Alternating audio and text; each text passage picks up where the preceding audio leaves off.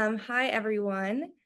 Thank you so much for joining us on July 26th, 2024, the 34th anniversary of signing of the Americans with Disabilities Act. We are so happy to have an amazing group of panelists join us for this conversation that we hope will be vulnerable, insightful, and uplifting. And we are just so grateful for all of our panelists' support and everyone who has joined us. We're going to start off with some introductions. My name is Jacqueline Child. I am the co-founder of Dateability, and I am a white woman with long brunette hair. I am about 30 years old, and I am wearing a dark charcoal shirt and a black sweater. And I'm Alexa. I'm Jacqueline's sister and the co-founder of Dateability. I am 34 years old, white female with brown hair tied back into a bun, wearing a black long sleeve shirt. And to give a brief overview about Dateability, Dateability is the only dating app for disabled and chronically ill people. I am a disabled woman. I have various chronic illnesses that have left me disabled, and I am fighting every day to adjust to this body that, while I've had for over 15 years, over half of my life, every day does feel new and like a challenge, but it's a challenge that I feel confident that I can do gracefully. So we just want to, again, thank everyone here for participating, and we're gonna hand off the introductions, and we'll start with Lila. Hey everyone, my name is Lila Zucker, she, her, hers pronouns.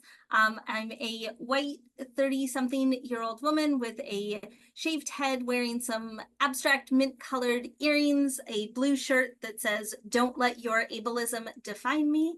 And I'm sitting in my home office surrounded by a variety of organizing art and some droopy plants. And I'm based in New Orleans, Louisiana. I'm the organizing director of New Disabled South and New Disabled South Rising. We are a regional disability justice organization working across 14 southern states. We do work around research, policy, communications, changing the narrative around disability, and organizing to build community, power, and joy. And everyone that works at New Disabled South identifies as disabled with a variety of different disabilities. I personally have a number of dynamic physical disabilities, a number of autoimmune conditions that affect me differently every single minute. And I often use a variety of different mobility aids and devices depending on my needs. And I'm really excited to be part of this conversation today. Thank you so much for having me. Thank you. Helya, we would love to hear your introduction. Sure. Thank you so much for this opportunity. My name is Helya Mohammadian. She, her, hers pronouns. I am the founder of Slick Chicks.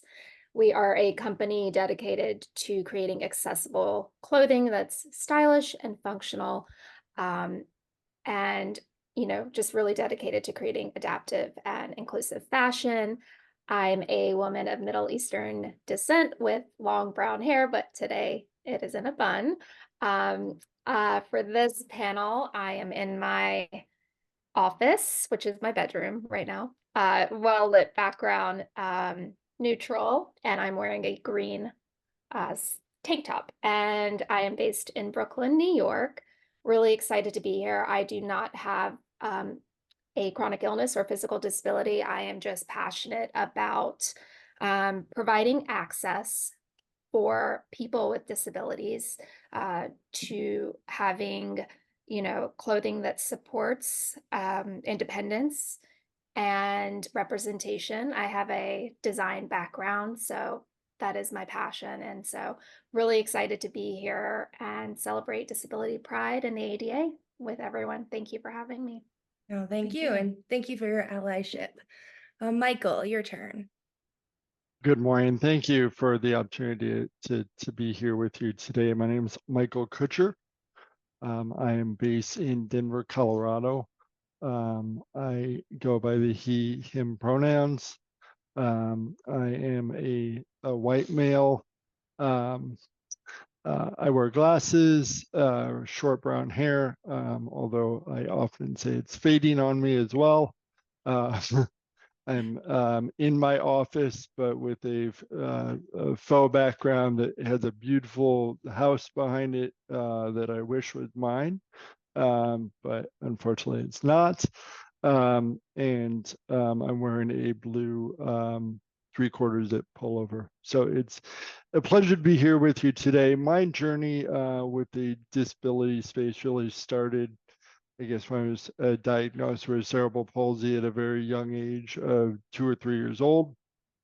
But I hid my disability for a number of years until I was about 30 years old, where I felt the need to really be a voice for the community and start advocating and sharing my story of having a disability, and empowering others to be comfortable with their disabilities as well. So I began my journey as a keynote speaker. I speak all around the nation and sometimes internationally about my disability and my journey in my life.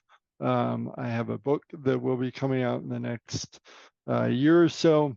I've also joined with many other organizations as for instance, the Cerebral Palsy Foundation, which had taken my advocacy work to Washington, where I have spoken to the CDC, the NIH, and most recently I had testified in front of Congress to support cerebral palsy fundraising funding and advocacy as well.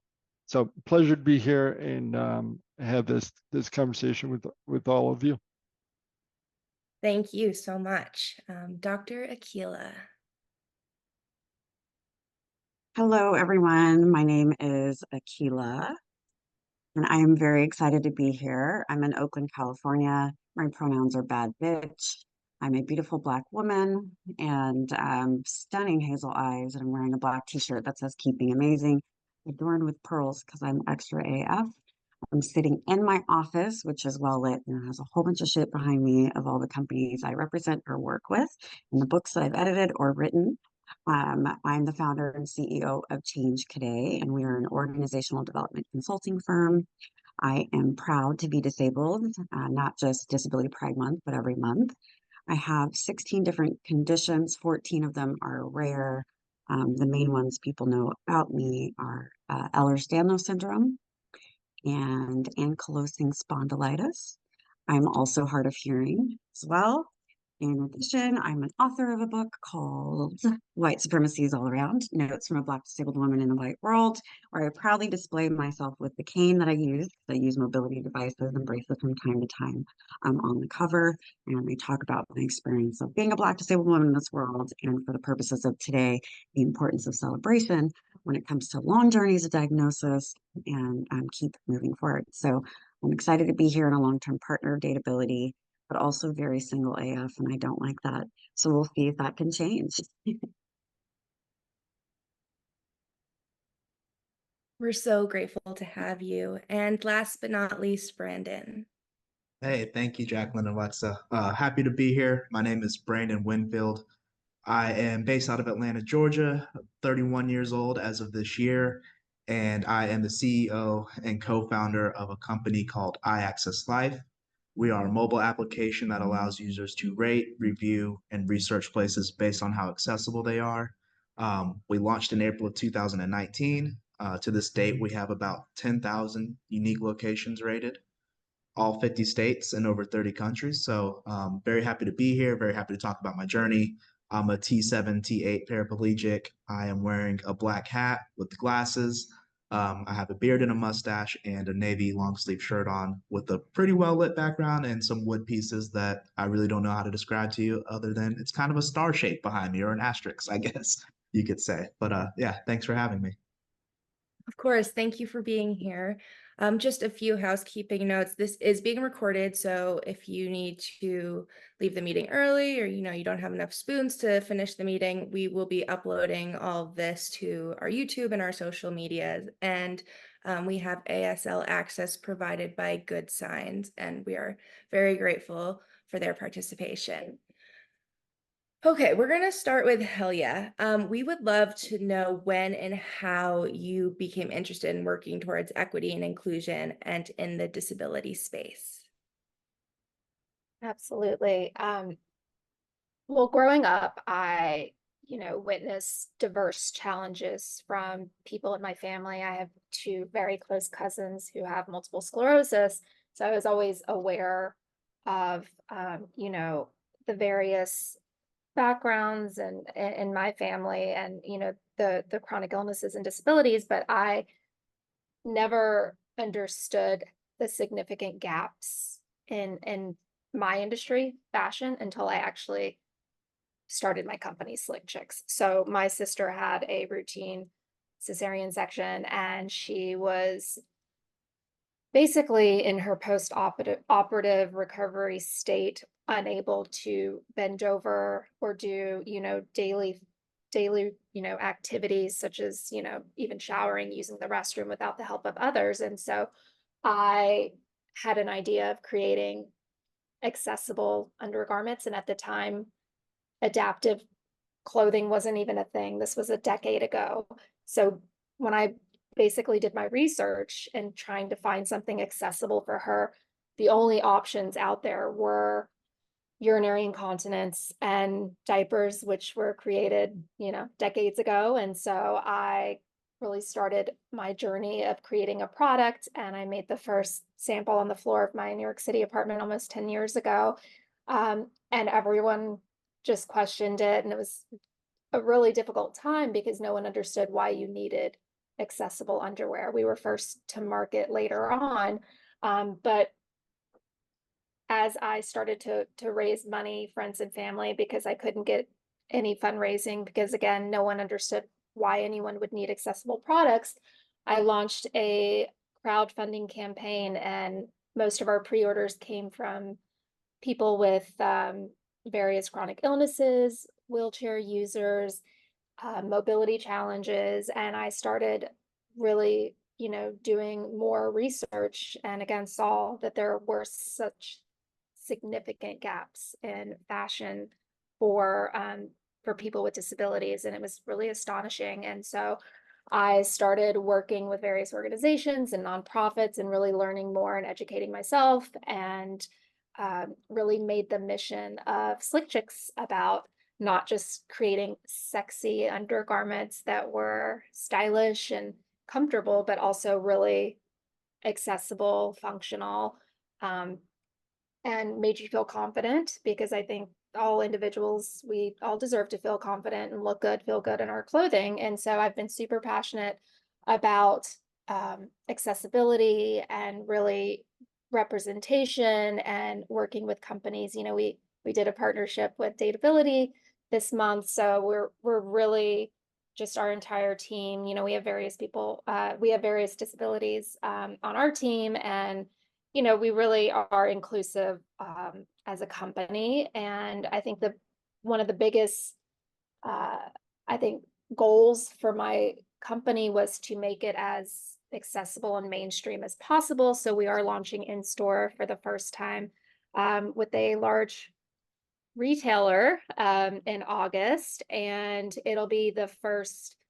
adaptive intimates product in this kind of store. And so it's a huge milestone for us. We've been working for like 3.5 years just to get in store, because we are accessible digitally. You can find us online, but this was a big moment for us because we're not really trying to be, we're not really trying to just make this product an adaptive product. We want it to be just fashion and accessible, whether you're shopping online or you're shopping in the stores.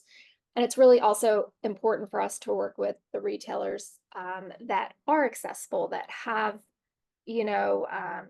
all of the, specific needs for people with various disabilities. So we're not going to be in a store that obviously isn't accessible. So we just put a lot of work into that. So it's been really incredible to work with some amazing advocates in this space.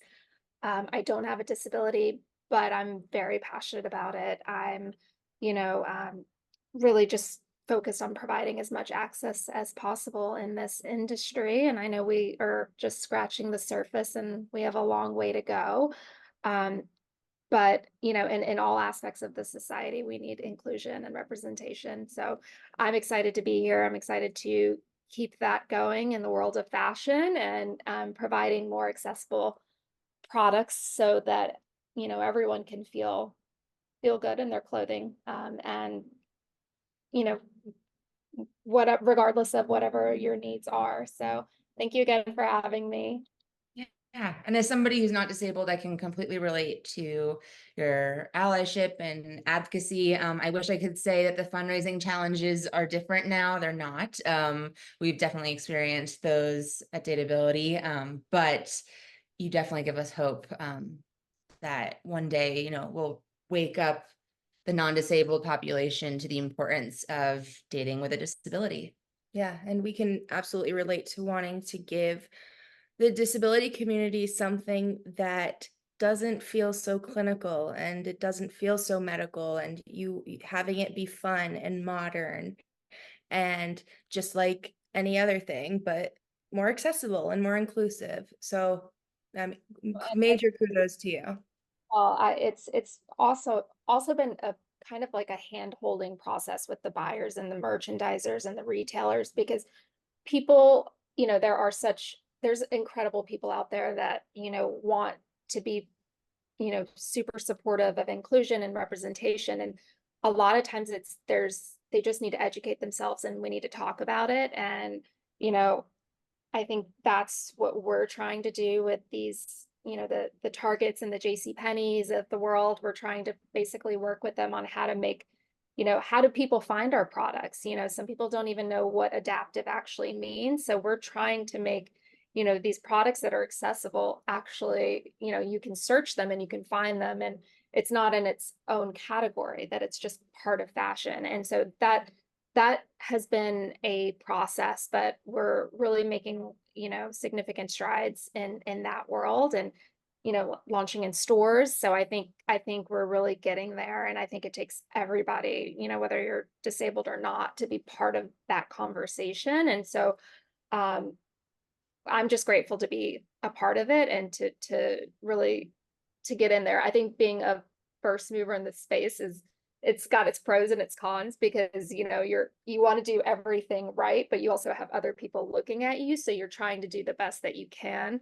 But again, I think it's like panels like this and discussions that really opens up everyone's eyes and to talk about, and to, it's not up to someone with a disability to educate somebody else. It's up to us as individuals to educate ourselves. So I'm grateful to be part of this again. So thank you. Of course. And just so everyone knows, we will definitely get to the Q&As after. And if you want to put them in the chat, you can, or we have the Q&A chat box, submission box enabled. So as we sit here today, it's been 34 years since the ADA was signed into law. And we'd love to hear from you, Dr. Akilah. What do you hope to see in the next 34 years? Well, I think it's important to note that, again, today is July 26th, the day of the passing of American Disabilities Act in 1990. We're 34 years away. And in comparison, if we think about the civil rights movement in US, that was 1964, and we're still dealing with so much adversity, discrimination, racism, bias, and the list goes on. And that happened a lot longer ago, right? So there's more time between those two acts, and we are still experiencing things. And so what I would like to see is that there's more awareness and more understanding of American Disabilities Act. I would like to see that people are actually implementing the act, that they are taking the time to learn and unlearn what disability looks like. I am privileged enough to live with invisible and visible disability. So I'm in the position of dynamic disability. And I feel there's a lot more work that needs to be done for people who may not present or look healthy or fashionable or stylish or have a cute full head of hair, whatever the thing may be. And they can still be disabled. And I think if we don't have that, then it puts us in a position where, you know, when we add intersectionality on top of that, the Civil Rights Act, again, I'm a Black disabled woman, so I am discriminated as a woman, I'm discriminated as a Black person, I'm discriminated because I'm disabled. Some of us have a lot harder time where we are today. And so if we can't realize the complexity and the intersectionality of visible and invisible disability, someone's socioeconomic status, where they live, how they talk, what they look like, pretty privilege, all these things that come into it, then we're gonna just be really tired, disabled folks and the allies of disabled folks constantly educating, constantly educating. So I hope that changes. I think you are absolutely right. And it's so important to remember when talking about disability that there are no two disabled people who experience the same thing, because as you mentioned, there are so many factors that go into someone's experience, whether it is socioeconomic status, gender, sexuality, race, Mental health. Yeah. exactly. And it's really important that we are reminded of that, because we're doing a disservice by painting disability as just one thing when it is so much more. Well, Well, I I mean, think if if we want to go- think about it with ADA, the messaging and the symbols don't include me. They've never included me, right? I don't see someone with full curly hair. I rarely see the person with the cane, you know, that symbol is someone who uses a wheelchair, which is great. And I mean, I'll probably have to use a wheelchair as I have progressive disabilities to move forward. I don't have a problem with that. But that's taught people who are non-disabled, not able-bodied, right? Non-disabled, that I have to look for the person with the wheelchair. And the person who parks in American Disabilities Act parking, they need to have a wheelchair. And if they don't have a wheelchair, then I'm gonna have every right to harass them. It's important to note that disability, out of all the parts of intersectionality that we have, disability is the only thing where society has to deem you disabled. I can sit here and tell you I'm disabled. I can sit here and tell you that you need to follow the ADA Act. But if they don't see me as disabled, none of that matters, you know? And that's the part that is incredibly frustrating, because we have the language, we have the legislation, the attitudes, the behaviors, the thoughts, the beliefs haven't caught up to that legislation that is there.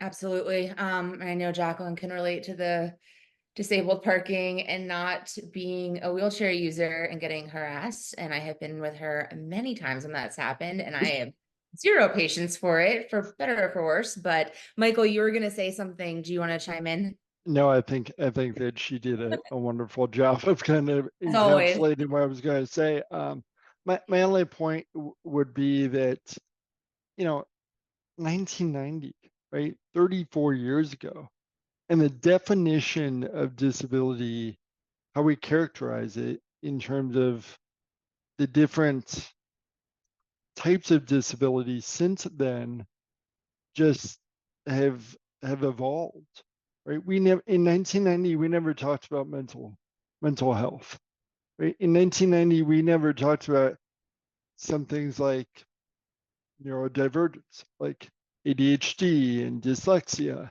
and all those are a part of disabilities today. And I think that we as a society, we owe it to ourselves to reframe our minds around what disability really means and change our perspectives on how we approach that. Yeah, you're completely right.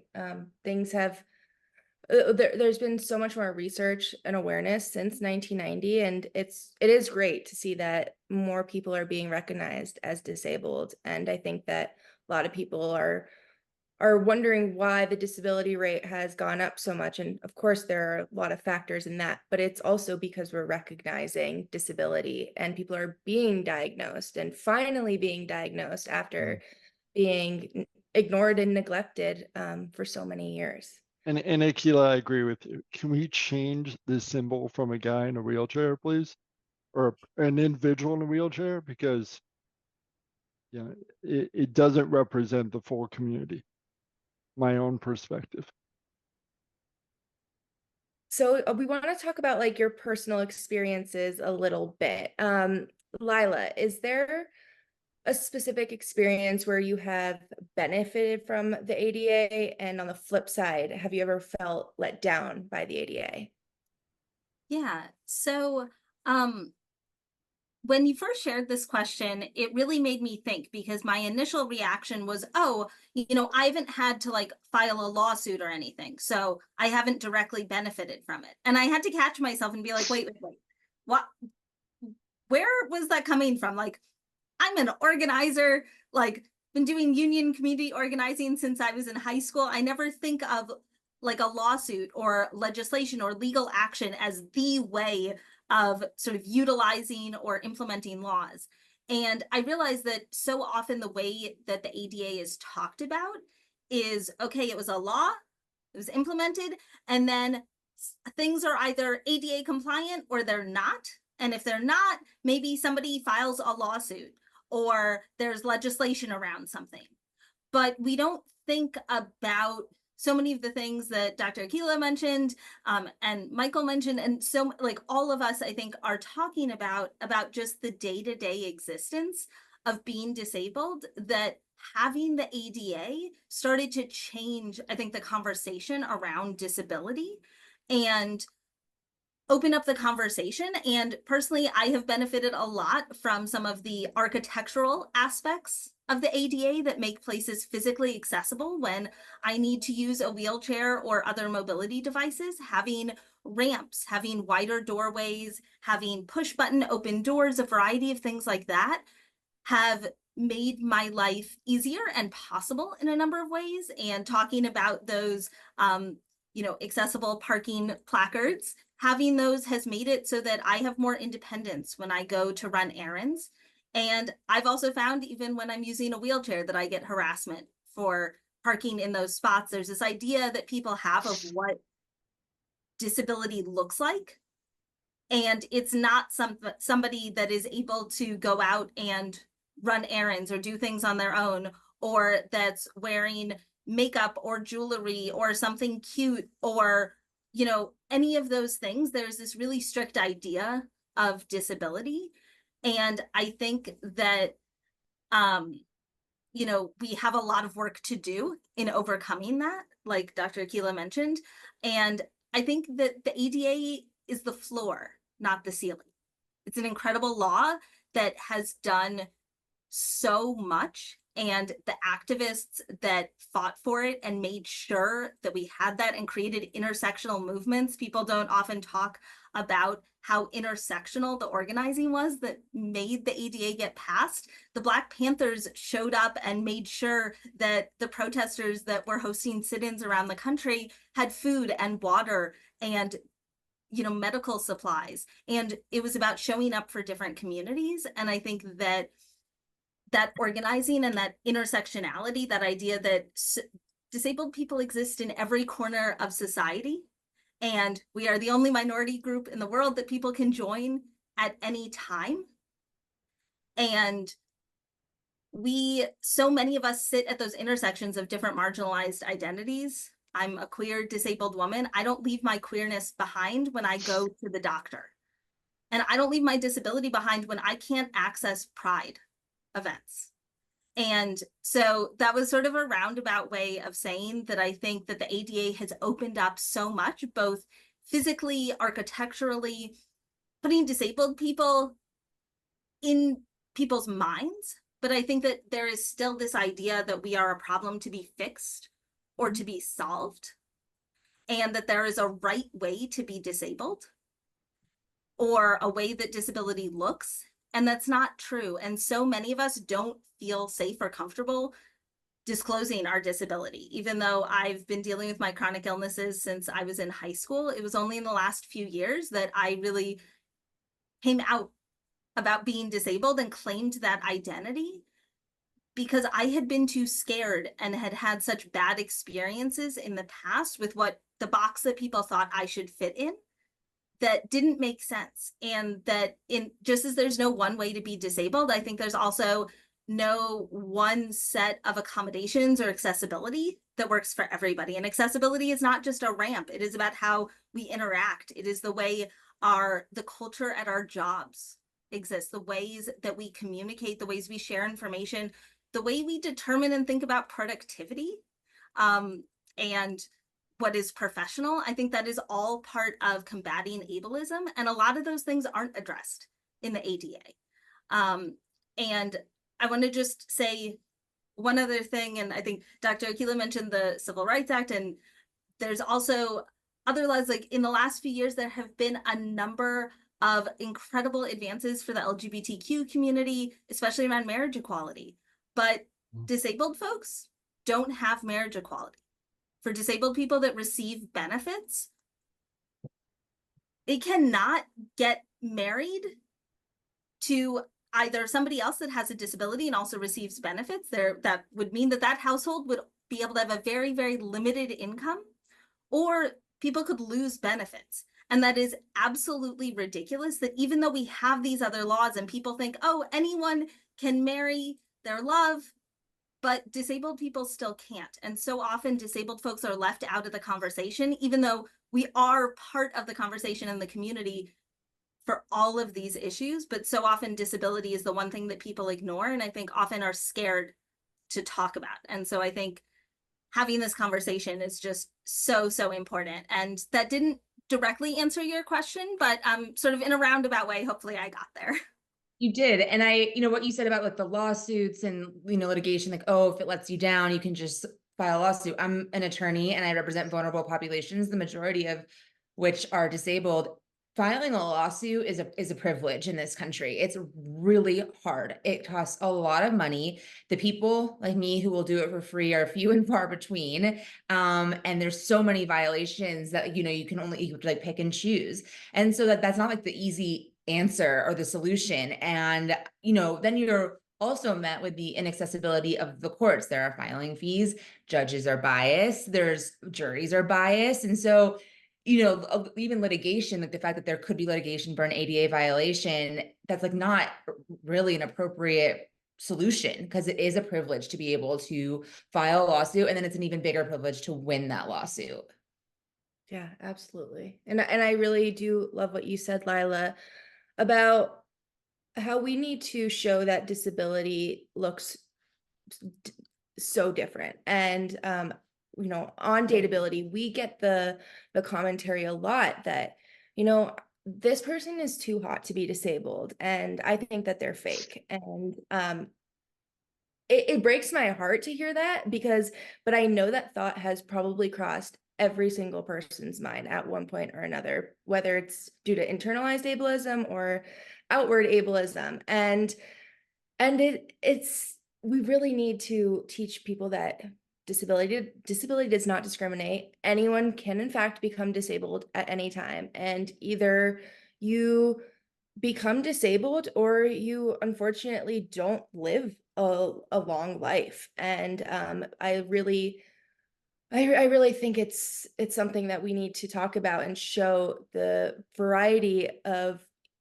physical representations of disability, but also like that we do have our culture, and that we go out, we can do things, people drink, people have casual sex and relationships, and that none of that is out of the question just because you have a disability. I think that's an important thing for everyone to be reminded of, and even those within the disability community, because I think that there can be a lot of divide among, well, I see you out here doing X activity and I can't do that, so you must be faking or exaggerating, or your disability is not as bad as mine. Yeah, or your access needs are not as important. And that's a very harmful stereotype. Yeah, and just to add to all the great things you guys have said, especially about the ADA and what y'all just mentioned about going out and living your life, that's a little bit about iAccess Life. I mean, I'm going on 17 years in a wheelchair now, but the first half of my life, I was able-bodied and traveling and doing a lot of things and exercising and doing all this great stuff. And I had no idea about the accessibility space or what disability was until I ended up in the situation. And I'm still learning as I go. I think a lot of people that aren't in the space have a lot to catch up on, but I don't really blame them for that. It's just kind of hard to know unless you are around it or surrounded by it or kind of work in that space. You never fully know. So as you said, we are people that like to go out, we access things, we go have fun.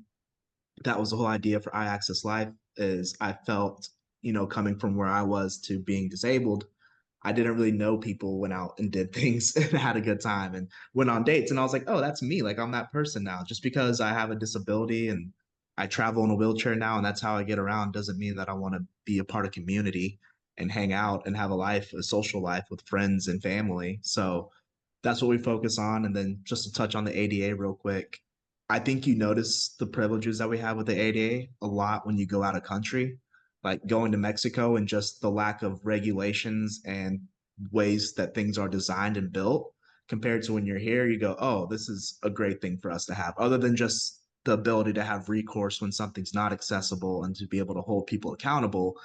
It's really cool to see how buildings are built, the thought process that goes behind door width and which way the door opens, and bathrooms and parking spaces and all those things of that nature. It's such a great start. And what we're trying to do at iAccess Life is modernize it a little bit more, have a way for facilities and venues to be more proactive and collect feedback, and you not have to send something to an email that you never know if it's being read, or a 1-800 number, or yell at the hostess, and there never seems to be a way to close that loop. So I think the ADA has done great things, but like you said, it's been 34 years and it's time to kind of modernize the way that that information is shared and the way that we do things to fix and be better. Because me personally, I never wanted to cause a scene or cause any trouble. So litigation and doing that whole thing could be exhausting to me. It's kind of out of my realm, and I feel like I'm not the only person that feels that way. So we're trying to work on a better way for recourse and accountability in that space. And I think that, Go ahead, Michael. no, I was going to say, and I think, with all credit due, we are starting to see some evolution, right? We're starting to see some progress. I think a part of that has to do with, as much as you might like or hate social media, I think it's really given the community a good voice. And I think that people are starting to see the community a little bit more via social media. I think obviously we have a long way to go. I think workspaces due to the ADA are starting to improve. You also have organizations like an organization that I advise on called Jacqueline, helps people in the workspace find accommodations and kind of share that voice of within their work community of having working through disabilities. So I think some of the benefits we're starting to see, and I think that back to the conversation here of what we can do and what can't we do. If you saw me walking down the street, you probably wouldn't even think that I have disability. Right? I think that we need to open our eyes that, once again, it's not the guy in the wheelchair, it's not the person that has special accommodations. It's anyone can have disability. They just may not be prepared to disclose it yet. And that's what I was going to say about the social media. And, Brandon, you said a lot of people don't know because they're not aware, because they're not around it. But that's what we need to change and have it be, places be more accessible. And I don't just mean like physically or architecturally, but like welcoming and accessible emotionally and mentally and morally, and have more people around it. Because the reason we don't know, other people don't know about it or not familiar with it, is because they're not around it, because it's so segregated. And that's what we're trying to change. And I think social media does do a good job, but yeah, we do have a ways to go with that. And I think that once more people are around it, they'll understand the dynamics. And I do think with invisible disabilities, it's hard because Jacqueline will go out and people don't know she's disabled. So you are around it and you don't even know it. And so I think social media helps close that gap. Absolutely. And Yep. Can I just add something else there? I think social media absolutely closes it. And I think there's so many people that are willing and able to share sort of the ins and outs of existing while disabled, the ups, the downs, all of the parts of that. And then other people aren't comfortable with that. And I think for many of us, we are so often put in this position where we get asked very invasive, personal medical questions, because especially if we're using assistive devices, mobility aids, this idea that people think that they have a right to ask because we're sort of in their space. So they think that they have a right to ask that. And I think that many times, sometimes I'll say, it comes from a good place of people wanting to learn. But I think it's also sort of, I think many of us want to do that support and education and sharing our experiences. And also that becomes exhausting with all of the other emotional and physical parts of being disabled. And I think that it can be hard. And I think there's times that for many of us, it's easier to share that and to talk about it, and other times where it's a lot harder. And I think something that is just incredible about the disability community, that people that aren't disabled or aren't sort of active around disability may not know, is there is just such a strong disability community. And I think so often disabled folks don't have the spaces to just exist as ourselves and be soft, to grieve, to have joy, to have anger, to have all of the emotions that come with our disabilities. And that so often when we have those different emotions, people that are pre-disabled, maybe it is very heavy for them, or they react in ways that puts the burden of us managing their emotions. And we still want to have those conversations with our able family and friends, but sometimes it can be hard. And I think the disability community is just this wonderful space where so often we can exist with each other. And I think creating spaces where we can have conversations with other people who can come on and say, I don't have a lot of spoons today, or I came on and I said, you know, I had a really bad flare-up thing. I'm not sure what it is, but my disability is really disabling today.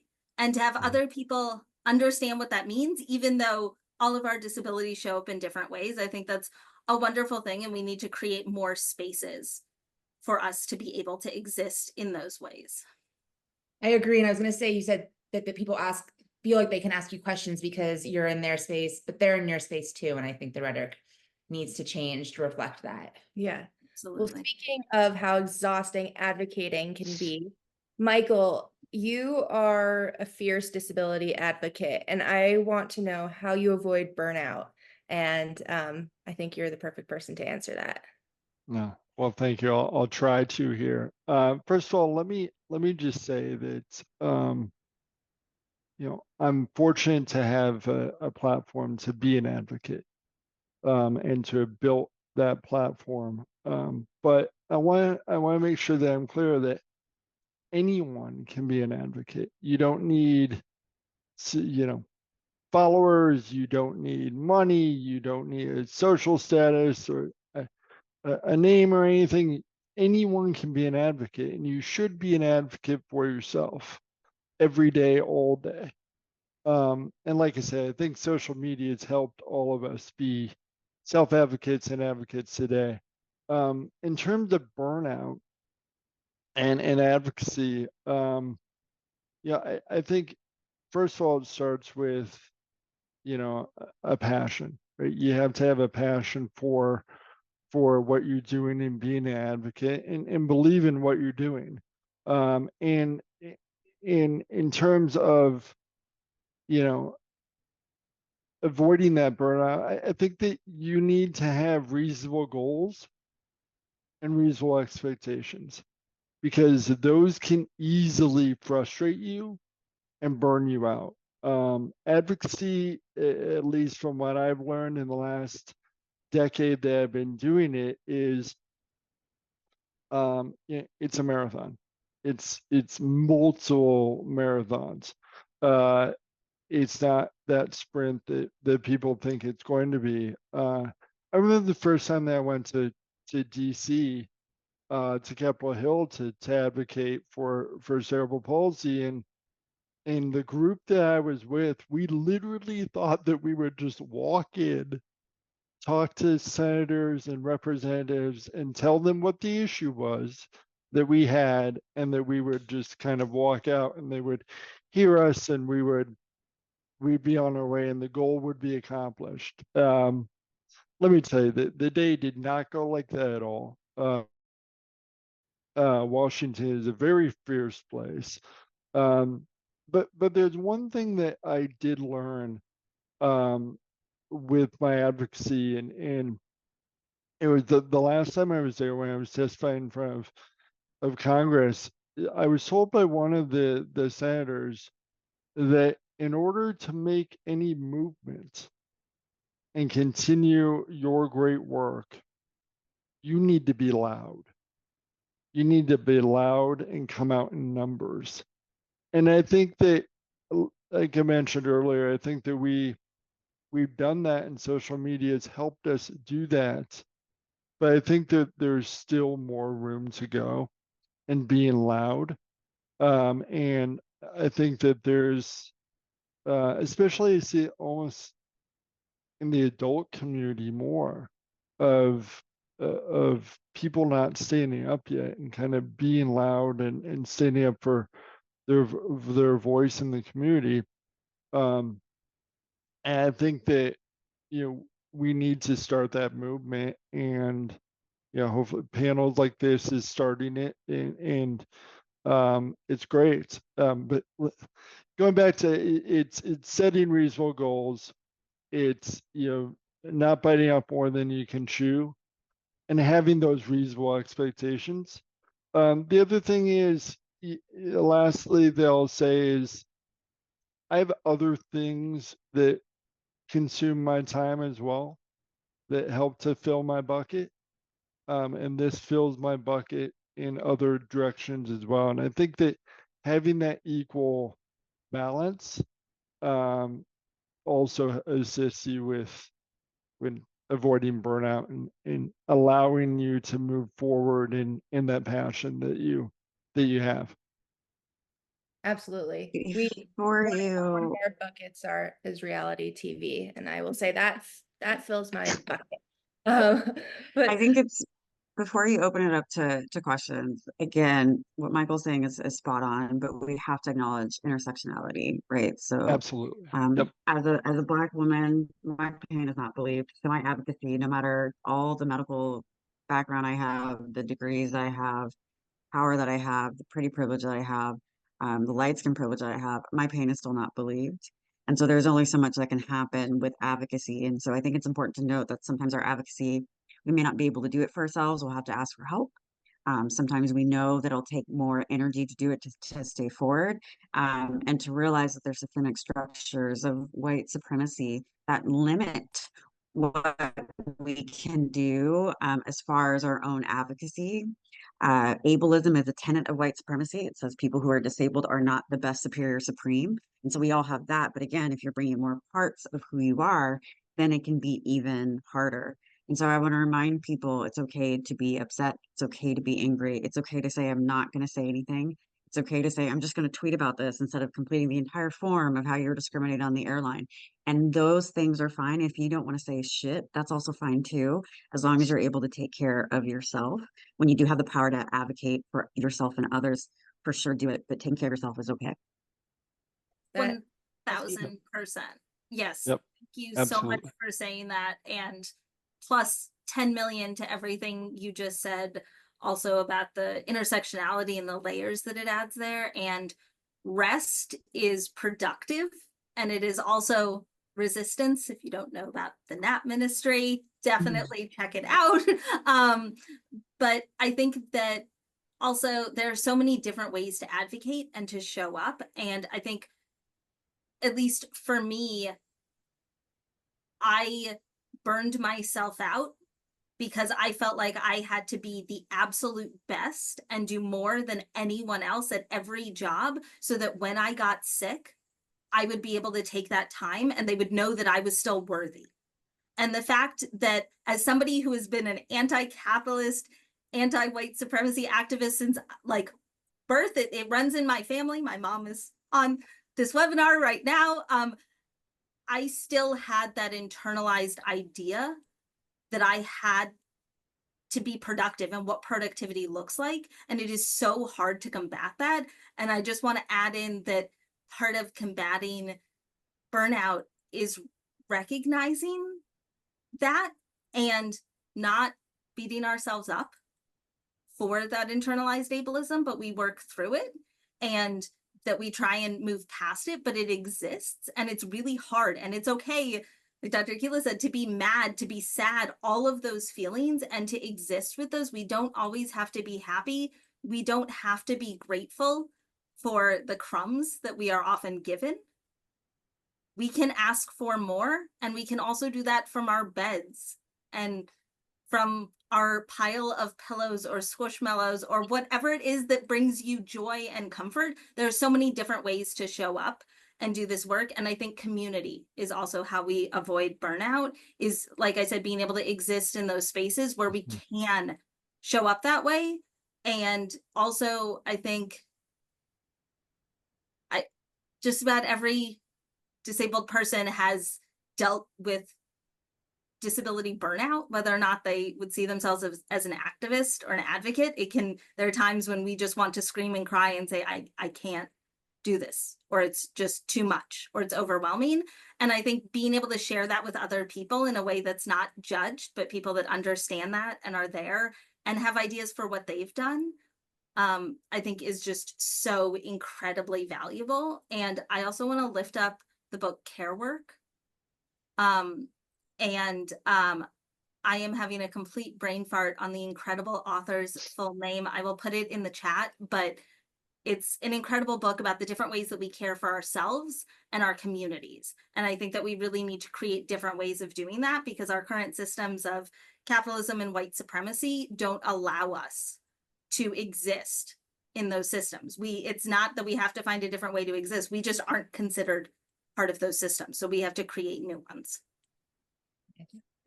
Caring for others is the perfect segue to what I'd like to ask Brandon, which is, as we have mentioned many times on this panel, anyone can become disabled at any time. What advice would you give to a friend, a colleague, a loved one who is newly disabled? I mean, the most simple form of putting it is it gets better. I mean, it gets better. I don't think there's any way of going, and everybody that you see online, because, you know, social media has its benefits, but it also has its take backs and drawaways too. And that is that everybody has it put together, that we have it figured out, and that we're doing fantastic. Just like Lila was saying, there's bad days too. Some days you just want to shout, things aren't going your way. Like everybody else has been saying, you got to be able to pour into your cup and give back to yourself. I often compare myself to my able-bodied counterparts, and heck, even some of my disabled-bodied counterparts as well, that seem to just be crushing it and always on top of things. And it doesn't look like they ever take a break or they ever get tired. And sometimes I wake up in the morning and I just need to be horizontal for a little bit because I'm tired of sitting in my chair for 14, 16 hours a day. So I would definitely say look into finding some self-love, some things that you really love to do, things that make you feel powerful, things that make you feel welcome.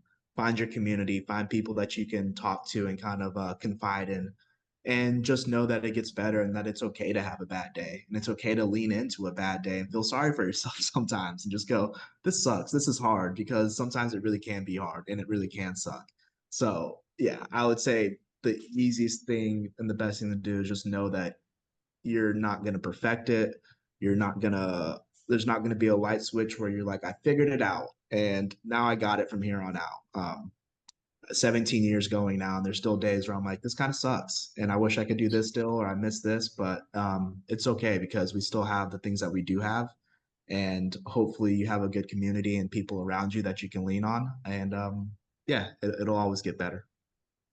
I really do like that. And I think that that's a great way to conclude the panel, because we are creating this community, that we have such a diverse group of panelists who have all their hands in all these different areas in disability and advocacy and community. And we want to remind you that we are all here for you. I think I can speak for everyone, like all of our DMs and emails are always open if you need support. And we want to offer that support, whether it's a quick question or you want to go deep and you want to explore some, life philosophies. We're here for you. And so at this point, we would love to answer any questions. Could I just share the importance of the power of words? Everyone has their own feelings and beliefs about this, but I think it's really important to say non-disabled and not able-bodied, because we all have the ability to do things. It may be the same exact way as a non-disabled person. It may be different. But by saying non-disabled, it's normalizing the word disability, because still, 34 years later, people will feel disabled. Disability is a bad word, and it's not. That's why we have a whole month of pride, right, around it. And when we do things like this, it helps with normalizing us in the zeitgeist. It's really important to note, and you would have no idea, that 7% of people in the US identify as part of the queer community, LGBTQ plus community, but 24% of people identify as disabled or chronically ill. You wouldn't know it. We just had LGBTQ plus pride in June, and we roll that clock at midnight, and no one gives a shit in July. And so when we use our words, we help normalize things. Maybe we can have our own Smirnoff vodka one day. That's for Disability Pride Month. It's just like LGBTQ plus pride. But we have to also realize how sometimes ableism can show up within ourselves because of how we live with disability, again, our intersectionality and how that shows up. And so say disabled, say non-disabled, be proud, not just this month, in all ways, with the good days and the bad. Absolutely. Amen. And Philip asked a question. Top 3 things we as human beings should do going forward to work toward even more inclusion and inclusivity. I'm doing many things on a small scale locally, but have probably overlooked something. I will start off in saying locally is amazing. I kind of like to think of it in comparison to politics. You want to, vote on a national level, but you also want to make sure that you're voting local in your local elections too. The stuff you do within your immediate community is just as important as if you were on a national television show spewing to the nation. Don't like undermine your work within your local community, because those are the people who you probably are interacting with frequently, and your local community needs you. It can feel really isolating when you see this movement that's happening across the nation and you still feel like it doesn't apply to you and that you're not a part of that community. So I encourage you to just keep going, your every small bit makes a difference. Absolutely. I guess I'll add to that I don't think there's any specific things that everyone should do. I think we all have different skills, places in the community, places in this work, and I don't think we should all be doing the same things, because what is best for the world is us showing up in authentic ways and doing what we can do and what we have the spoons, energy, community to do. But I think making sure that there are disabled voices at every table, and that those disabled voices are not just white cis men, and so that is something that people that are disabled, non-disabled, not sure where they fall, can do. And I think just really making sure that all of the voices of your community are at the table. And even if that's just asking the question of like, hey, have you talked with fill in the blank community? Or I don't see there's any disabled folks on this panel or part of this committee. Like, just asking the question, I think, is incredibly valuable. And I think that that's something that especially non-disabled people can and should be doing, because it is often so exhausting for all of us to be doing that all the time and often be the only one, and often doing it at many different tables, depending on all of the different aspects of our identities. Perfectly said. Do we have any last thoughts before we all sign off and take the day to do our either rest, advocate, or both? All of which are productive? Yes. There's a question in the Q&A. Somebody said, but how to ask that question when not everyone feels comfortable disclosing their disabilities? I guess I don't know if that was in response to what I was saying about like asking the question about if disabled people have been included. I don't think that people need to disclose their disability to ask that question, or to you know, not everybody is going to be an advocate as a person with a disability, as a disabled person. That's okay. It's asking the question about if disability and disabled people are included and invited. And that's not saying that you have to be the one that is inviting them, or you have to be the one stepping up and saying, I'm disabled, I'm here, why aren't I at the table? That's not what it's about. It's about asking if, when, and how disability is being considered in the conversation. And I think that that's something that shouldn't just be up to people who have disclosed their disability to ask that. Yeah, and I think I'll pile on there, Lila. I think that all too often, unfortunately, when we start having the conversations, especially in the workplace, about these different groups, right? They have employee resource groups, or ERNs, whatever you want to call it. And disability seems to be like the very last group that people think about when they're thinking about that. And to Lila's point, you don't need to be a part of any given group to advocate and stand up. I'm a straight male, right? I stand up for the LGBTQ community all day long, right? It's a group that I support and that I embrace. And I would hope that the non-disabled community would do so for me as well.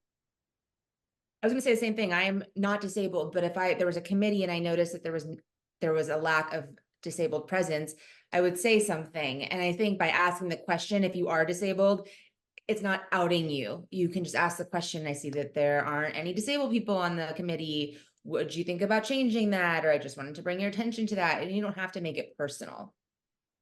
Even though the root is, but that conversation doesn't have to be personal. Someday we're going to get to the point where we have to stop checking boxes and we just select without even thinking about it.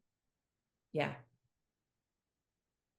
Well, on that Someday. note, we really want to thank Brandon, who had to jump off because he is in entrepreneur mode today, Lila, Helya, Michael, and Dr. Akilah and iAccess by Good Science for joining us today. We are extremely grateful for all of your insights. I think this was a wonderful conversation, and we hope that we can continue these conversations, and maybe in a few years, things will have a completely different type of conversation. One can only hope. I think there's so much room for growth, and I'm excited to see how we evolve as the disabled community.